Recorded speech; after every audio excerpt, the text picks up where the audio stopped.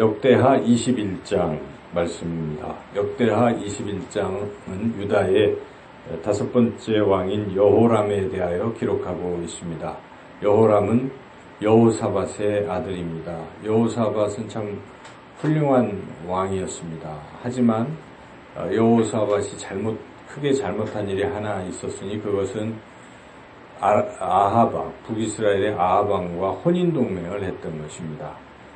그래서 그 결과 지금 혼인동맹을 해서 이 아들 여호람이 그 아하방의 딸, 아합과 이세벨 사이의 그 딸 아달랴와 결혼을 함으로써 비극으로 빠지게 되었다 하는 것이죠. 오늘 말씀은 그것을 분명하게 말씀하고 있습니다. 그래서 여호람이 왕이 되면서 자기 동생들을 다 죽인 거죠. 그리고 신하들도 반대하는 신하들을 칼로 다 또 죽이고 이러한 아주 잔악한 일을 저질렀습니다. 그래서 이렇게 잔악한 일을 저지르는 이유가 무엇인가? 그래서 그것뿐만 아니라 전반적으로 또 잘못들이 있는데 왜 이런 잘못을 범하게 되었는가? 그 이유를 오늘 본문은 분명하게 말씀하고 있는데 6절에 그 이유가 나와 있습니다. 6절을 한번 읽어보겠습니다. 그가 이스라엘 왕들의 길로 행하여 아합의 짓과 같이 하였으니 이는 아합의 딸이 그의 아내가 되었음이라. 그렇죠. 그래서 이렇게 이스라엘 왕들이 하는 것처럼 잘못된 길로 가고 또 그 앞에 잔인하게 아우들을 다 죽이고 하는 이런 일을 하게 된 이유, 그 이유는 아합의 딸이 그의 아내가 되었기 때문이다. 아달랴가 아내가 되어서 이런 비극이 일어났다는 것이죠. 아달랴는 이제 그 뒤에 우리가 계속 보지만은 아달랴는 자기 손자들을 다 죽이는 그런 잔인한 일을 벌였습니다. 그리고 자기가 스스로 여왕이 된 아주 악한 왕이죠. 북쪽의 그 아합의 딸인데 이세벨도 아주 악한 여자인데 그의 악한 사람들 사이에서 난 이 아달랴가 오죽했겠습니까? 그래서 그렇게 악한 여자를 지금 며느리로 맞이한 것이죠. 사실은 이 여호람 입장에서는 그냥 아버지가 결혼하라고 하니까 하게 된 것이죠. 그래서 잘못은 출발점은 여호사밧에게 있습니다. 그러니까 한마디로 말한다면 여호사밧이 아들 결혼을 잘못시켰기 때문에 아들은 정말 비참하게 8년 동안 왕이 됐으나 비참하게 창자도 터져 죽고 사람들이 왕의 묘실에도 넣지도 않고 아무도 그를 애곡하지도 않는 이러한 나이 40에 죽어가는 이런 비극을 맞이하게 된 것이 가장 근본적인 이유는 아버지의 잘못이다라고 볼 수가 있습니다. 아버지가 그런 결혼을 시켰기 때문에 이런 일이 벌어졌다 하는 것이죠. 우리가 이 말씀을 듣고 심각하게 생각을 해야 합니다. 우리가 물론 요즘은 자녀들이 스스로 배우자를 찾고 그렇게 또 우겨서 결혼도 하고 하긴 하지만 그래도 부모 입장에서 우리가 믿는 그리스도인의 입장에서 자녀들의 결혼을 아주 중요한 부분에 대해서는 잘 해야 됩니다. 성경에 보면 믿지 않는 자와는 멍해를 함께 하지 말라라고 분명히 말씀하고 있기 때문에 자녀들이 믿지 않는 사람과 결혼하는 것을 허용하는 것은 참 어리석은 부모입니다. 오늘 우리가 이 여호사밧처럼 자신의 이익을 위해서 여호사밧은 정략적인 어떤 이런 것 때문에 아들을 혼인을 시켰던 것 아니겠습니까? 그게 아니더라도 우리가 어떤 물론 욕심을 내서 그런 사람도 있어요. 그리스도인인데 그 상대방이 아주 재물도 많고 학식도 좋고 직업도 좋고 얼굴도 잘생기고 등등 이런 것만 보다가 그가 예수님을 믿는 하나님의 자녀인지는 빼먹고 그 정도는 괜찮지 하는 생각을 할 수가 있지만 그렇지 않다는 것입니다. 성경은 믿는 자와 결혼해야 된다 하는 것을 분명히 말씀하고 있습니다. 신중한 것이죠. 결혼은 한 번 결혼하면 그 인생이 거의 결정됩니다.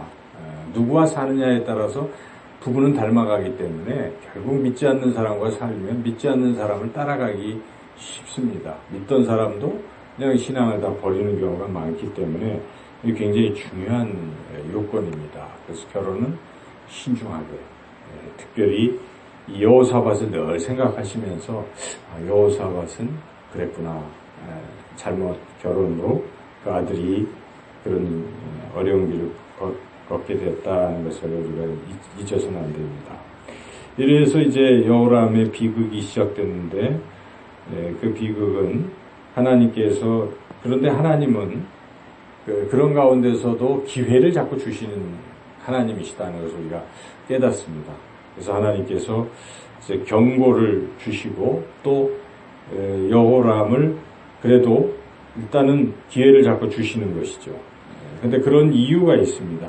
여호람이 착해서가 아닙니다. 그 아버지, 그 조상 다윗과 약속했기 때문에, 하나님이 신실하시기 때문에, 그것 때문에 그렇게까지 아주 극단적으로까지는 아니하신다는 것이죠. 그것이 7절인데요. 7절을 한번 읽어보겠습니다. 여호와께서 다윗의 집을 멸하기를 즐겨하지 아니하셨음은 이전에 다윗과 더불어 언약을 세우시고 또 다윗과 그의 자손에게 항상 등불을 주겠다고 말씀하셨음이더라. 그것이 하나님은 신실하신 하나님이시기 때문에 그렇다는 것입니다. 그렇지만 우리가 또 여기서 주의할 사항은, 그렇게 하나님이 기회를 주시고 당장 그렇게 안 하실지라도 기회를 또 여러 차례 주시지만 끝내 하나님께서 주신 그 기회마저 저버리고 하나님께로 돌아오지 아니하면 아주 멸망하고 만다 하는 것이죠.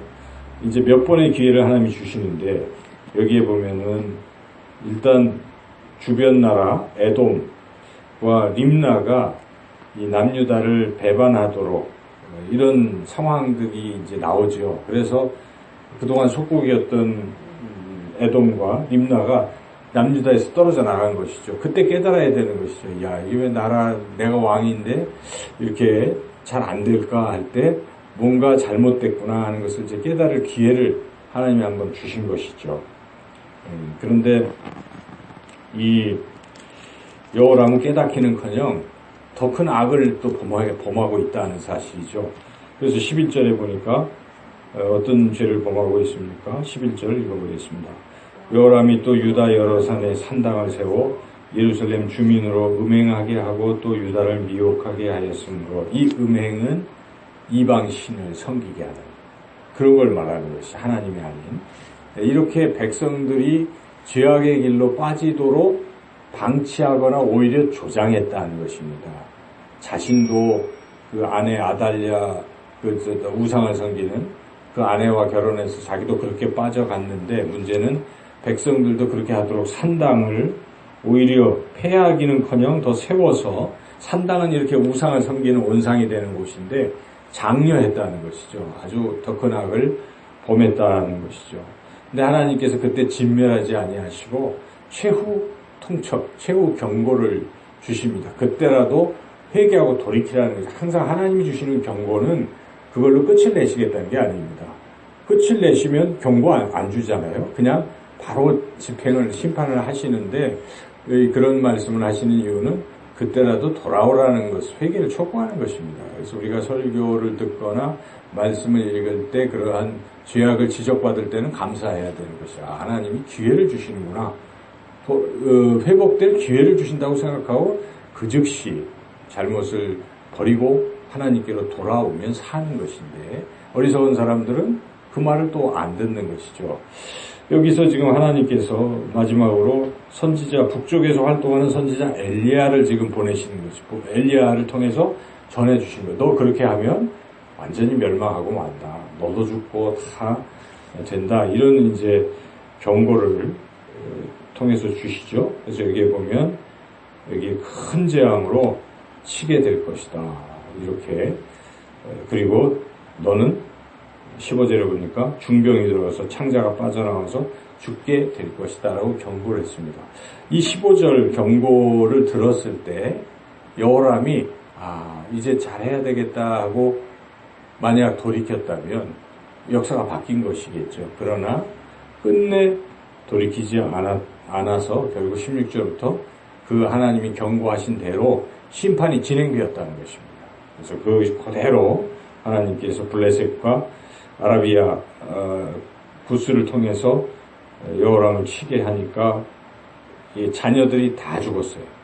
예언한 대로. 그 중에 막내 아들, 나중에 아하시야 왕, 그도 악하지만은 여호아스, 그는 하나는 남게 되었죠. 이것은 하나님의 또 섭리입니다. 약속하셔서 다윗의 가문을 이으시겠다고 하셨기 때문에 하나는 살려두신 것이죠. 그렇지만 본인은 결국 18절에 보니까 이 창자의 병이 들어서 결국 죽었다 하는 얘기입니다. 그리고 죽고 나서도 왕으로 대접도 못 받고 누가 슬퍼 아끼는 사람도 없이 그냥 열왕의 묘실에 두지 아니하고 그런 비참한 세월을 맞이했다 하는 것이죠. 오늘 이 말씀을 통해서 우리가 분명히 깨닫는 교훈 두 가지가 있습니다. 하나는 시작 한 자녀들을 결혼하는 이런 문제는 다른 건 몰라도 신앙의 문제는 굉장히 심각하게 생각해 봐요. 그건 하나님이 보고 계시는 것이고 하나님이 기뻐하시지 않습니다. 그래서 믿는 자와 결혼하는 본인도 그러한 믿음이 있어야 되는 것이고 부모도 그렇게 해야 됩니다. 근데 크리스찬 부모가 한 걸음 더 나아가서 그냥 다른 조건을 보고 자꾸 자녀들을 결혼시킨다? 그것은 본인도 믿음이 없는 것이고 자녀도 된다는 것을 우리가 마음에 새겨야 될 것이고, 둘째는 아무리 어려운 상황에서 하나님께서는 그래도 회개할 기회를 주시는 하나님이십니다. 그런 하나님, 좋으신 하나님께서 말씀을 통해서 회개의 기회 또는 어떤 사건들을 통해서 이렇게 알려주실 때 그때 즉시 회개를 해서 돌이켜야 산다는 것이죠. 말씀대로 자녀의 결혼 문제와 그리고 또 우리가 회개 이 부분을 잘 우리가 말씀대로 순종해서 형통의 길을 걸어가시기를 주님의 이름으로 축원합니다.